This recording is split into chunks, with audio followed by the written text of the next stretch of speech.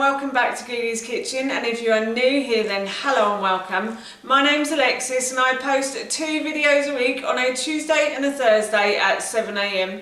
So if you love a recipe video like this one and you want to see more, then please don't forget to hit that subscribe button. And now I'm going to share with you how to make my delicious mango and orange jelly. As I just mentioned, today I want to share with you how to make this delicious mango and orange jelly. Now this recipe is really easy, and jelly makes a delicious snack.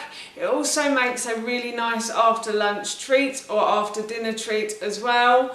My son loves it. He doesn't have it in his packed lunch, but he will normally have one of these after school if we have some in the fridge. So I know these are going to be eaten. So I'm going to make some for him today, and of course while I was making them I thought I'd share the recipe with you.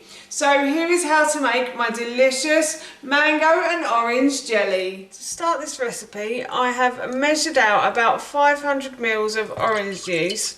So I'm basically making this jelly up from the packet instructions. So the jelly says to use 570 mils of orange juice. So I'm just going to add a little bit more orange juice to that. So I should think that's about 70 mils. So yeah, so the packet says to use 570 mils of orange juice. So I put 570 mils of orange juice in there, and then it says to put the gelatin strips in separately and leave these to soak for about 5 minutes. So I'm going to put my timer on now, and I'm going to leave those in there to soak for 5 minutes. So I've left this to soak for 5 minutes, and now what I'm going to do is I'm going to get all 4 of the gelatin strips and I'm going to wring them out. This is what it says to do on the instructions, except it says to use water first and then obviously flavouring afterwards, but I just do it like this because I find it easier.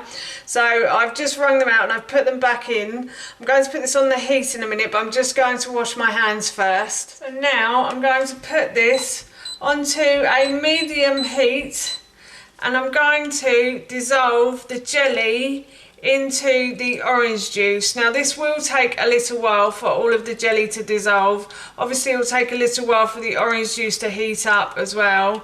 You don't want it too hot, but just warm enough so it melts the gelatin strips basically. So yeah, I'm just going to continue to keep stirring this until all of the gelatin strips have disappeared. The gelatin strips have disappeared. So that means that the jelly is ready to put into the moulds, or the liquid for the jelly is ready to put into the moulds. But before I do that, I'm going to add some mango. So I'm just going to put these 4 containers down, and at the bottom of these 4 containers I'm going to add the mango. Now the mango probably won't stay at the bottom. The mango will rise to the top once I put the liquid in. I'll move that out of the way a bit more because that's quite warm there. And then, so yeah, as I said, the mango will rise to the top, but it does look quite pretty when the mango rises to the top, I think. And it's like looking for jewels, I think. So I think kids find it fun. My son certainly does. So I just add enough to cover the base of each pot, like so. These pots I bought from my local supermarket. They were about 20p or something at the time. I don't know how much they are. I'm just going to turn the hob off. That does help, doesn't it? And now what I'm going to do is I'm going to pour the jelly into each container very carefully, because this will often spill over the sides, and I hate waste. And I really hate losing jelly as well. I've done it, haven't I? Yep. I knew I would. Plus it does get quite sticky jelly as well, so do be careful when you're pouring these, because it will stick and you will have to clean it up pretty quickly. So I've almost done. I'm just going to continue to keep pouring until I've used up all of the liquid. That looks like quite a lot of jelly to me. I think my son is going to be very pleased with that. So yeah, now what I'm going to do is I'm going to put these in the fridge, preferably overnight, but knowing my son, he will find one of these and want to eat it. So I'm going to put these into the fridge for as long as possible, and then I will share with you what they look like once they come out. I'm about to go on the school run, and I just thought I'd check the jelly before I left. And I'm pleased to say that the jelly has set, so I'm going to take one of these on the school run with me. This is my son's after school snack, so I'm sure he's going to appreciate that. So these jellies only really needed a few hours before they set. So you can put them in for a few hours, or you could put them in overnight just to make sure.